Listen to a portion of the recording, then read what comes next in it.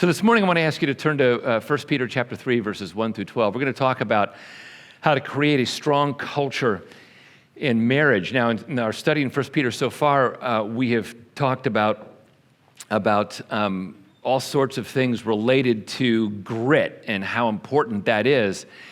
And this is going to require some deep study here because this passage includes two very difficult words. One word is the S word, submission. That's a hard word, particularly in our culture. The other two words that are used here is that Peter says the woman is a weaker vessel. You think, Peter, didn't you know that would be like an inflammatory thing to say in the year 2019? Why did you use those words? By the time we get to the end of this, I think you will understand what those mean and will be actually encouraged by what Peter is saying. So I want to take you back to the year 2004. Some of you have heard this story. I'm going to tell the story again because this story has been a transformative story in our lives. But in 2004, Cindy was our director of small groups. And she was really good at finding ministries that were out there that we could apply here that would help our church. And so in 2004, she found Celebrate Recovery out in California. She pitched the idea to me. I was excited about it. I knew we had people in our church who needed it. So she attended CR and out in LA, the summit, with intent to bring the ministry back to Grace. So she says to me when she returns, now you know, in order for this to work, the senior pastor has to be all on board. Can you be all on board with this? And I said, yeah, absolutely. Like that means you need to go through this recovery process yourself. Okay. Didn't think I had any issues in my, I knew I had some issues, but not that require recovery. And so I sought out a sponsor and I started working the steps. And I all of a sudden realized I do have some recovery issues. While they may not be substance abuse, for my entire life, I had significantly dealt with anxiety, perfectionism, and fear of failure. And I can recall throughout my adult years, those things significantly impacting my relationship with Cindy and with the kids and with the way I did life, and life here at Grace Community Church. And so I began to work these steps in earnest. And so Cindy is working her issues. I'm working on my issues. She has her sponsor. I have my sponsor. We began working on these things in parallel. I'm not inspecting her to see how she's doing. She's not expecting me to see how I'm doing. But periodically, we're bringing our learnings into fellowship with each other as husband and wife. And about 2 years into the process, we realized that something really amazing was happening in our marriage because we're working on disciplines together. In fact, we started becoming so different that one of our daughters said, what's with you guys? You guys are really different. Like, what is happening in your life? And so we began to unfold our story with them. That was fun because we began to do our couples, individually, our testimony at CR. She did hers first, I did mine. I was a little nervous to do mine. The night that I was going to do mine, there was a massive thunderstorm. Not many people showed up. I was okay with that the first time I did it. I was a little nervous about it. Then we did our couples joint testimony here at Grace. Then we then shared this in a couple of churches around the Tulsa area. And by about 3, 4, 5 years, we realized we were totally in for the rest of our lives. Our marriage had become a recovery marriage. That was the thing that defined us. We weren't defined by some forced sense of self-adequacy. We weren't defined by some sense of luck, or it was just our hard work and nothing else. No, we were defined by the fact that God had worked in our lives through these disciplines to bring a culture of grace into our relationship. And that has truly transformed our family and our extended family. Now, this is exactly the idea that Peter brings into his book in 1 Peter 3, chapter 1 through 13. What he's talking about are the kinds of disciplines that shift the culture of a marriage. And that's what we want to talk about this morning. Now, because this passage is so far removed from our society in 2019, I need to begin with quite a bit of historical background. But let me show you how Peter begins. He says, likewise, wives, be subject to your own husbands. All right, now, that's a pretty hard statement for people in our country, our time to hear. So let's go into the background. When Peter begins this section, he is not addressing Christian wives who are trying to improve their marriages. And sometimes it's taught that way and taught that way erroneously. So let's go back into the context. Remember, the context of 1 Peter is a transformed identity. We're resident aliens, verse 1, under God's eternal care, verse 2, endowed with potential for power, verse 3. So Peter applies that idea in 6 concentric circles. He applies it first to God. Josh taught that several weeks ago. Then he applies it to believers. Then he applies it to the world. And he applies it to the world in this relatively long section, and he applies it in this way. He says, look, when you are out there in the world encountering unfairness, you need to practice the submission, the discipline of submission in your public life. And Josh talked about that so well last week. And then he said, you need to practice submission in your professional life. Now, he uses the term slaves.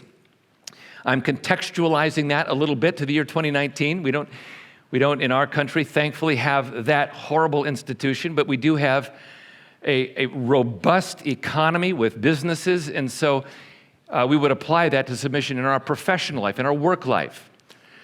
Now, in this passage, he begins to apply the idea of submission in our private life. In other words, in our marriages. And we can encounter tremendous unfairness in our marriages. Nobody say amen to that, right? That would be really embarrassing if you said that. Now, and I know what you're thinking, and I'm sure you thought this when Josh was speaking last week. This idea of submission is crazy. It's so wrong to do that. That's not how the world works in our culture. Today, if you are the perceived, even not the real victim, but the perceived victim of unfairness, you demand your rights. You say, I'm entitled to reparations. And we have all sorts of ways we can do this. We can go on Twitter, we can go on Facebook, we can go on Google, we can express our outrage there. And yet, the Bible consistently talks about this idea of submission as a discipline that has a very specific set of components to it. Jesus, for instance, looked at it this way in Matthew 5:39. If anybody slaps you on the right cheek, turn to them the other cheek also. Again, that sounds like a crazy thing that you would do. And sometimes people will take Jesus' words and Peter's words and use a very stiff literalism, and they say, well, I guess I have to submit to unfairness even when horrible things happen. Even when my husband does idiotic things. Even when my boss tells me to do things that are unethical. I guess that's what I have to do since Jesus said that. Well, that's not what the discipline entails. The Bible teaches that God gave us physical, moral, ethical boundaries. And we're commanded to protect those boundaries, which means sometimes we don't submit. Sometimes we ramp up other scriptures that tell us that we can engage in proper biblical self-defense. What Peter and Jesus are talking about is bringing an ethos, a culture, a pattern of submission into our lives that responds to unfairness differently. And here's how it works. When I become the victim of unfairness, rather than immediately retaliating, in the moment, I pause, I submit to God, I submit to the situation, and I see if God is going to work something out supernaturally. I pause, I submit to God, I submit to this situation, and I see if God, I give space for God to work something out supernaturally. And if God does that in the moment, I seize that and I go with that. Now, if there is unfairness that crosses biblical boundaries, I make sure that I take those other scriptures that tell me to protect myself, and I bring those into place. But my immediate ethos is pausing, submitting to God, submitting to the situation, and saying, God, are you going to work out a supernatural solution here? You going to work out a miracle here? Because that's what I'm depending upon first, before I see if I have to ramp up self-defense to protect myself against this unfairness. This is a supernatural thing, not a human thing. And that's where most people don't get this concept of submission. So, back to the text. Likewise, wives, be subject to your own husbands. Peter is primarily addressing wives of non-Christian husbands living in unfair marriages. And what he's saying is, use this spiritual discipline as an opportunity to see if God is going to do something supernaturally in your marriage with a non-Christian spouse. Now, why does Peter spend 6 verses addressing wives and only 1 addressing the husband? Well, the reason why is because wives were most often the victims of unfairness in the ancient world. This is a big oversimplification, but in the ancient world, it was common for Gentile men, non-Jewish men, to have wives for raising children, concubines for love, and temple prostitutes for worship. That was a horrible institution in the ancient world. That was commonplace. That was the norm in the ancient world. Was it unfair? Yes, because the men would expect their wives to be perfectly chaste and monogamous. And so women were most often the victims of unfairness in the ancient world. So then women came to Christ. Usually they came to Christ first. And what they're thinking is, man, this gives me a glimmer of hope. Maybe my husband will come to Christ. And now there's going to be a revitalization of our marriage. That's what I want. So what was the temptation for the women who came to Christ first? Put pressure on their husbands. And what happens in a situation like somebody puts pressure on you to change in your marriage? Do you just automatically say, oh, sure, honey, happy to do it? No. What happens is you put up these barriers and you say, And the harder in marriage you sort of pursue your spouse to change, the more your spouse puts up those barriers and say, no, you don't get to control me.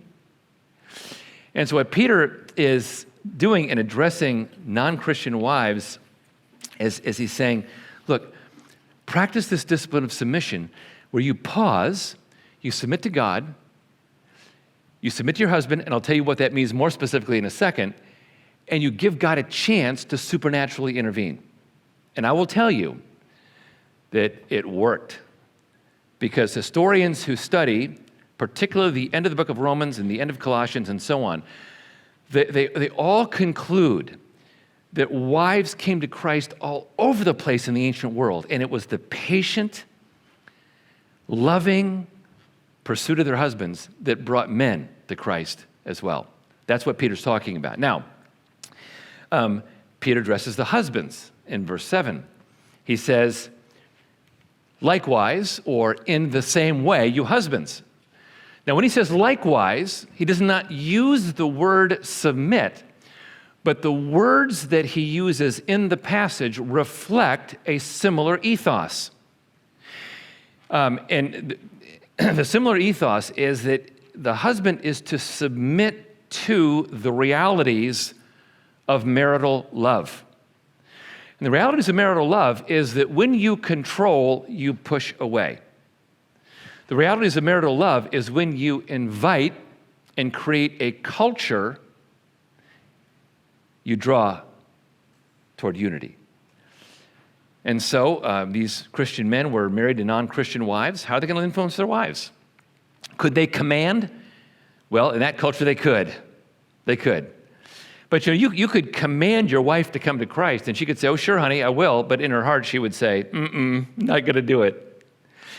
And so what he's doing is he's encouraging them to win their wives over as opposed to commanding them. He says, husbands, live with your wives in an understanding way, according to knowledge. And so that's the background. Peter is talking about submitting to unfairness. We can submit to governments. We can submit in our professional life. We're also commanded to submit in our private life. And the discipline of submission is I pause, I submit to God, I submit to the situation, and I say, God, will you please work out something supernaturally in this case? This is definitely a discipline of the supernatural. Maybe the situation will turn out quickly.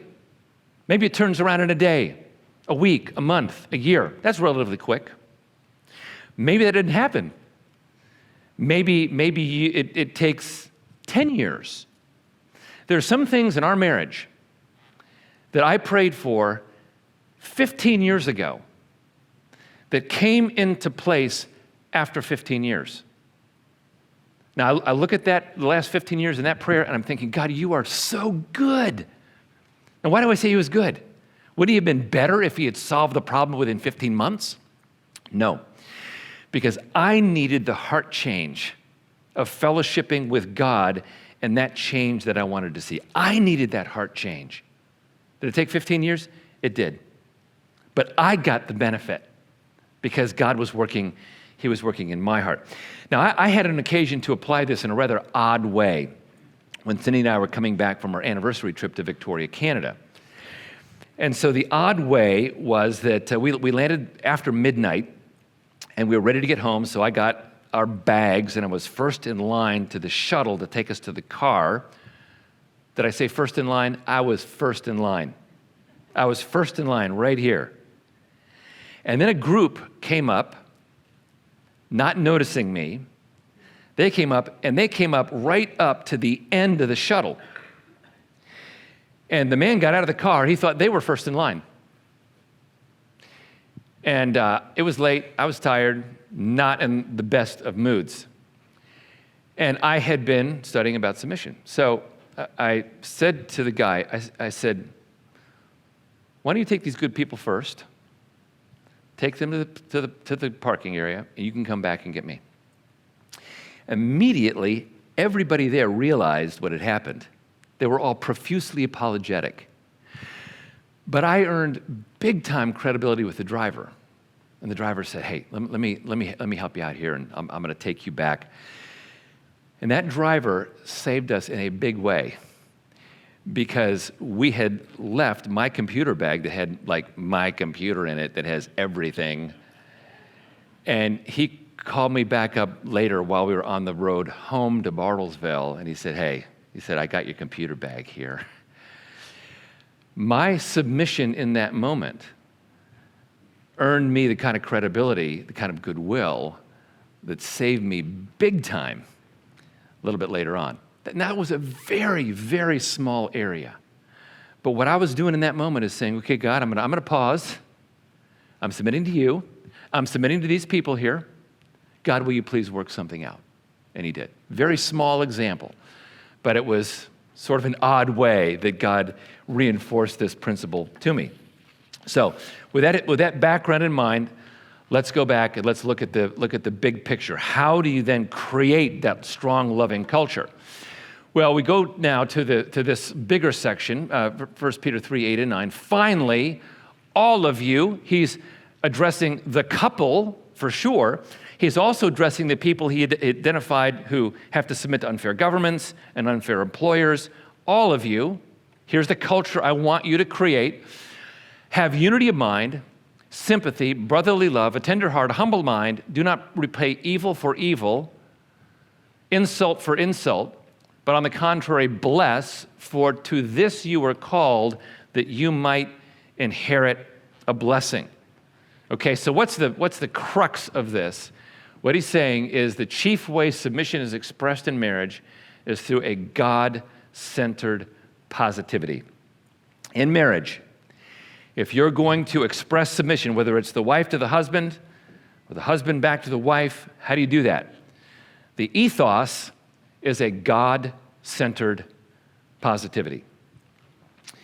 Notice that he has this plural command to have unity of mind, sympathy, brotherly love, tender heart, humble mind.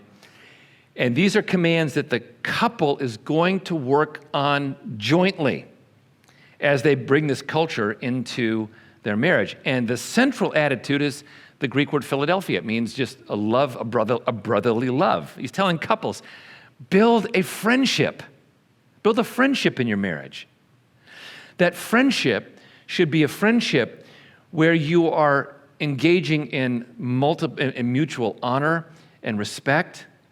You're creating that culture of honor in your marriage. On the negative side, you're not repaying evil for evil or insult for insult. Hey, is that easy to do in marriage? Don't raise your hands, right? Okay. To repay evil for evil or insult for insult? You bet it's easy.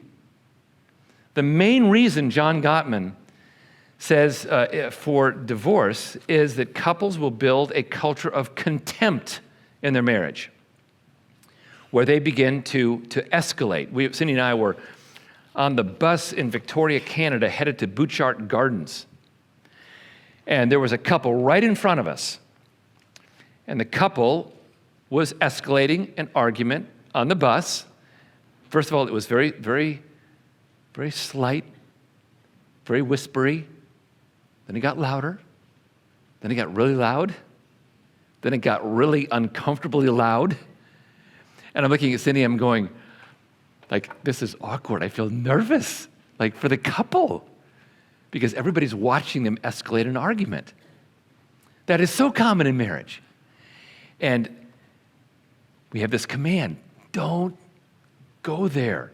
Don't go there. On the contrary, Peter says, bless one another, for to this you were called, that you might inherit a blessing. The converse of a culture of contempt is a culture of positivity, where you proactively bless. You notice positive things in your mate, you express them. You eliminate sarcasm.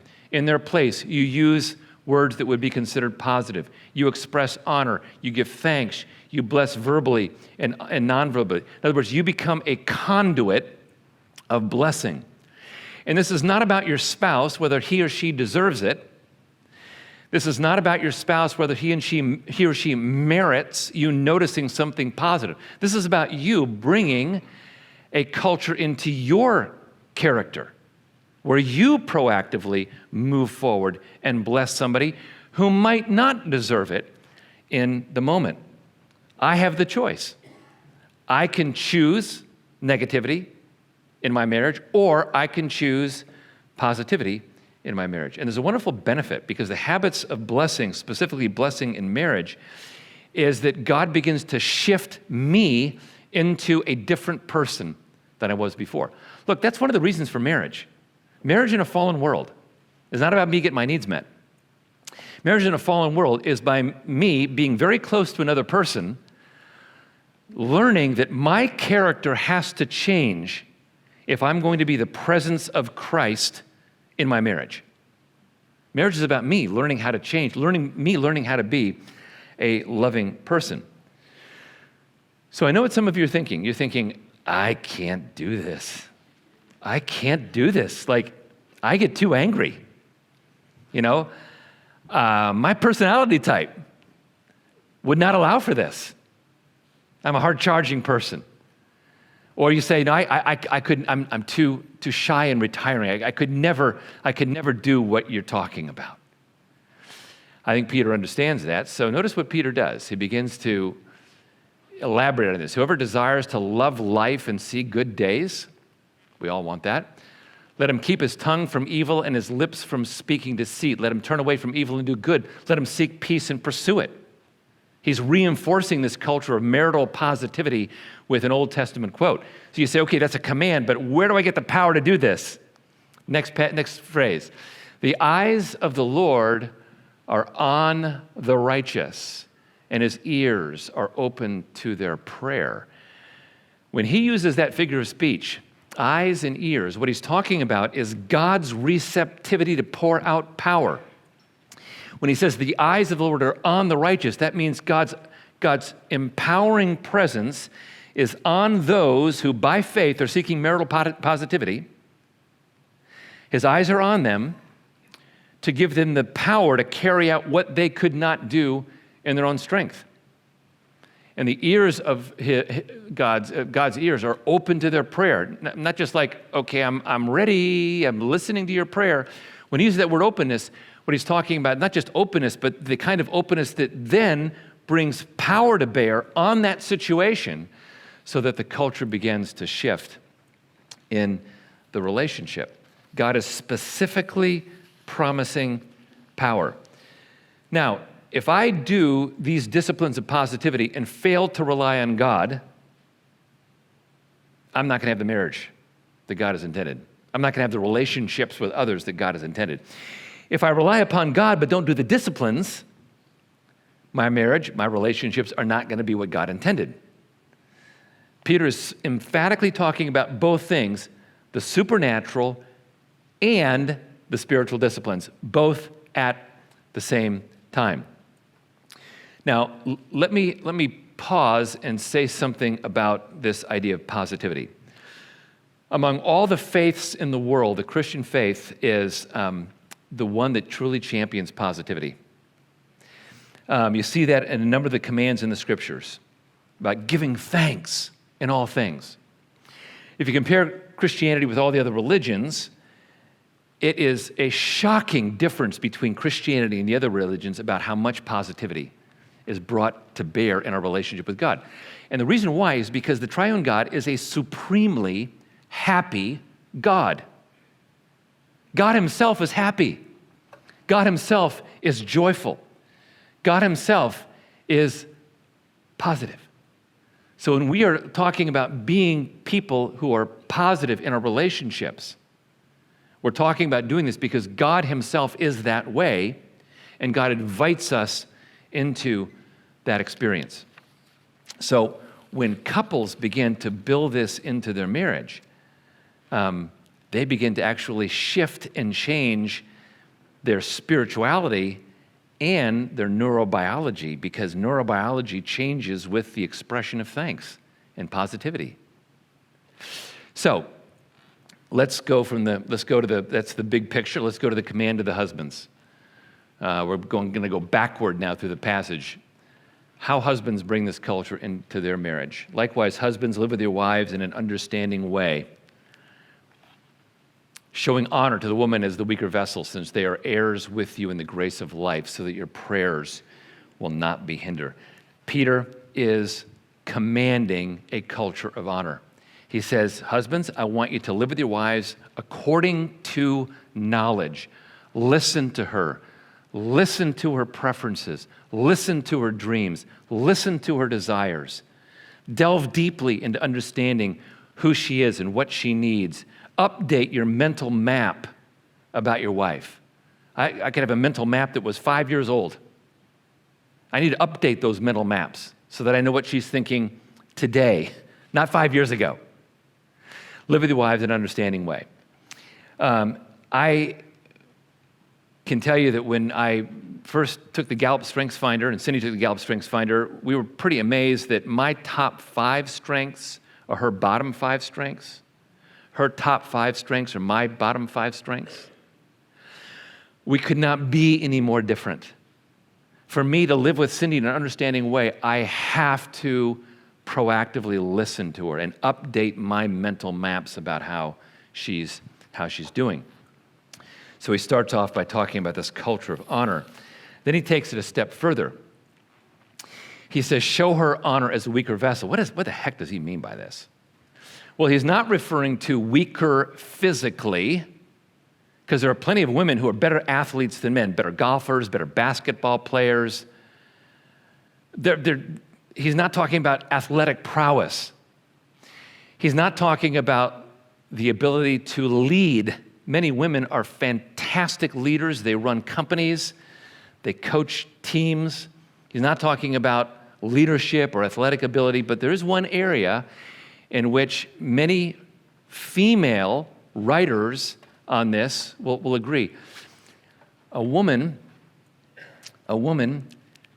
may be more vulnerable to pain than a man in relationships.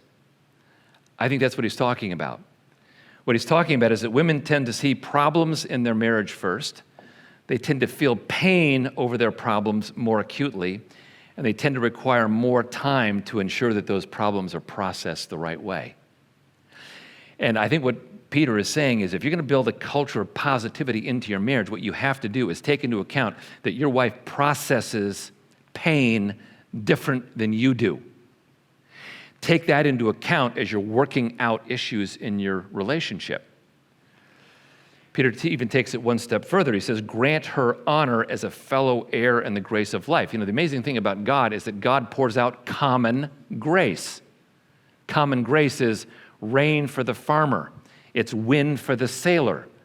Common grace is God generously giving things to us because he loves humanity. And what Peter is saying is, husbands, what I want you to do is I want you to be a conduit of God's common grace to your wife. Show her that you care about her by doing things proactively to express love. And notice the expected result. He says, so that your prayers may not be hindered. Wonderful little figure of speech where he uses the negative to mean the positive. What he's saying is if you want your prayers to be answered for your wife to come to Christ, then you need to do these things, right? Otherwise, your controlling personality style is going to hinder her from coming to Christ. Well, if that's true for a non-Christian, how much more true is that for us as believers who want to see our wives grow and mature in their faith? We've got to be practicing these things all the more. So now we go backward even farther and look at the role of the wives again. How can wives bring this culture to their marriage? Well, remember what he says, likewise, wives, be subject to your own husbands, so that either of them do not obey the word. That means even if they're not believers in Jesus Christ, they may be won without a word by the conduct of their wives. Well, the word submit is a military term, and it means that you are ranked above somebody else. Well, we don't live in a military culture, do we? We live in the year 2019. How do you take that term and contextualize it to the year 2019? Here's how you do it. In 2019, submission success suggests a respectful responsiveness. Well, what does that mean? Respect is an attitude. It's an attitude that I value your personhood. It's an attitude that I cherish the person that I've committed my life to, and I'm going to express that tangibly. Responsiveness is a commitment to action. So respectful responsiveness is bringing a culture of honoring receptiveness into your marriage. Now, both husbands and wives need to do that, but the way Peter expresses that is different. So, some examples. Respect plus responsiveness means you respect your husband's personhood. It means that you respect the place he occupies in your family. It means that you respect your husband's God-given personality. Is it going to irritate you at times? Yes. Will yours irritate her at times? Yes. But the respectful responsiveness says, I am going to choose respect and I'm going to respond with action whether I feel like it or not. And then Peter gives us some examples. It means leading with actions before leading with words. That's one implication, as husbands will see respectful and pure conduct. Another implication is that it means you work on your inner life rather than striving to change his life. It's one of the great things Cindy and I were able to learn in Celebrate Recovery. It also means that we resist the natural fear that it won't work, because we can be frightened, and Peter addresses this. Don't be afraid that this won't work. But, on the other hand, depend upon the power of God in that process. So let me close with some takeaways. Main idea is that a healthy marriage is one in which spouses are living out the disciplines of God-centered positivity, as defined by Peter, which means I proactively bless my partner. I refuse to escalate arguments. When I do address issues, which we always have to in marriage, we can't sweep things under the carpet. I listen, I communicate with dignity. For wives, it means taking the vision of respectful responsiveness seriously. And for husbands, it means proactively express honor. So I got one takeaway. And my one takeaway is this. Start with you. Start with you. Here's the thing. You look at what Peter says, and you'd think, okay, well, wait, my spouse isn't on board with this. I'm not going to do it. And you have to start with you. There was a couple of things that happened early on in our journey, the journey Cindy and I were on, where Cindy clearly started with her. I noticed the difference, and I said, if Cindy's going to do this, I'm going to step it up for me. She invited me because of the way she embraced so thoroughly the disciplines of recovery. My response back to her was such that my kids said, wow, like what's happening to mom and dad? But we weren't always totally in sync. Cindy had months where she was working on her stuff and I wasn't coming along. Now, months is not very long in the grand scheme of things.